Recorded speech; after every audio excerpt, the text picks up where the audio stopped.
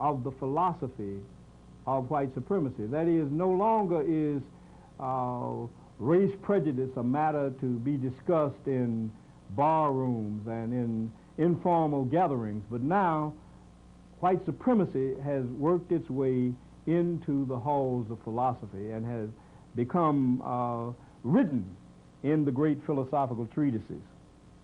In the same year that Montesquieu published The Spirit of the Laws, another scholar from Britain, a Scotsman by the name of David Hume, who had studied in France and was a great admirer of Montesquieu, published some essays.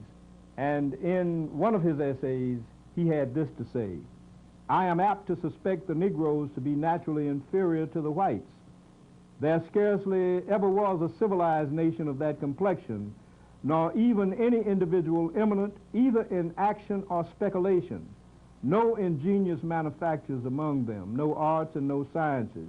On the other hand, the most rude and barbarous of the whites, such as the ancient Germans, the present Tartars, have still something eminent about them in their valor, their form of government, or some other particular.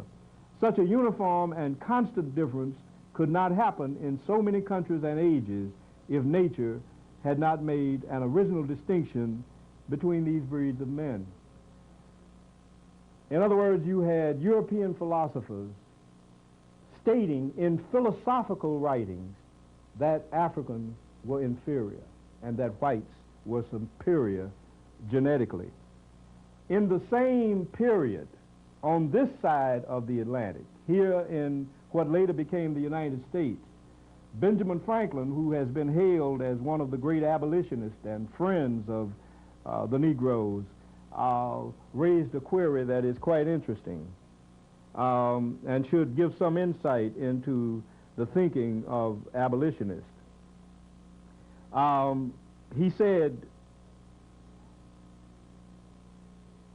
"In scouring our planet, by clearing America of woods, and so making this side of our globe reflect a brighter light to the inhabitants in Mars or Venus, why should we, in the sight of superior beings, darken its people?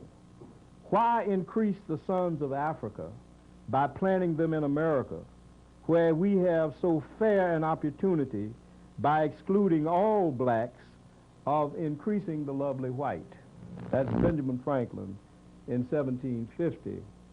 And so what we have in that period of time is a kind of consensus among the great European thinkers that now Europe must begin to believe that African people are a different species, that they are a subhuman species, so that we can justify what has happened over the last 300 years. There was one major problem with that theory at that time, and that is the whole concept of antiquity. And Montesquieu began to work on that problem by suggesting that there are three great developmental phases of human society. The first is what he called savagery. The second is what he called barbarianism, and the third is civilization.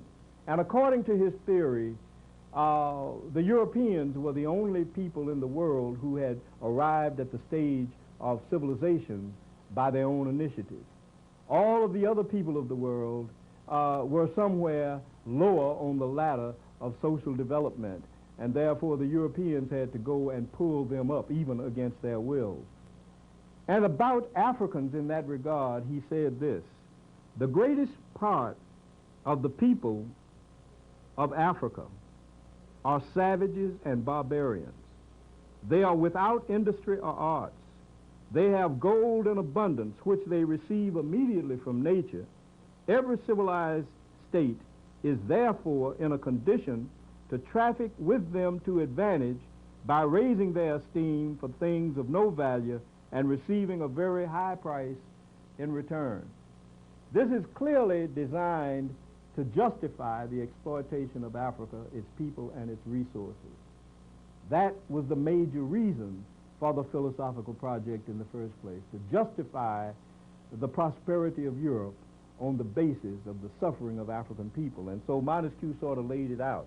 There was still one major objection to the project, and that is the fact that these same philosophers were projecting Europe, Western Europe, in the 18th century as the cultural descendants of the ancient Greeks.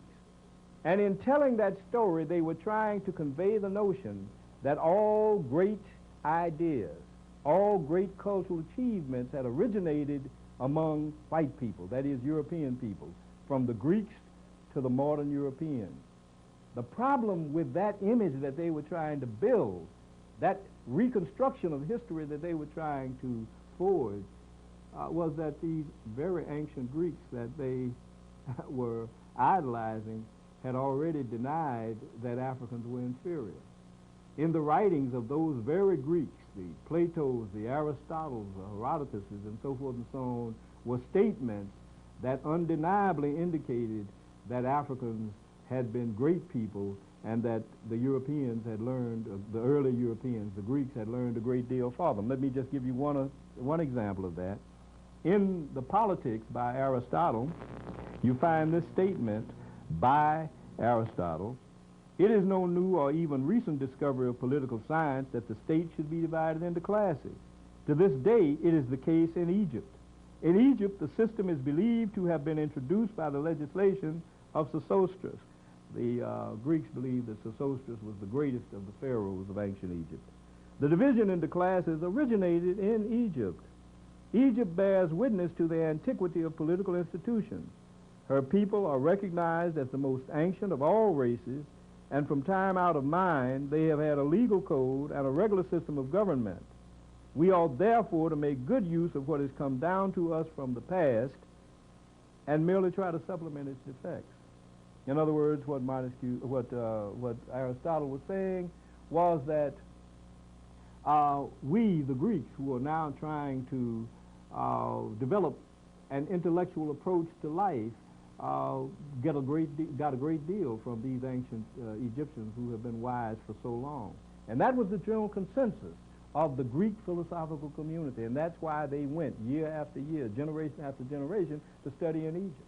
And their writings testify to the fact that it was almost impossible to pass yourself off as a great thinker in Greece in the classical period unless you could prove that you had studied some in Egypt. In fact, some Greeks who hadn't studied in Egypt lied and said that they had been there to impress people with their credentials. That attitude among the Greeks, though, was the attitude of the world in general. You find testimony to that throughout the Old Testament.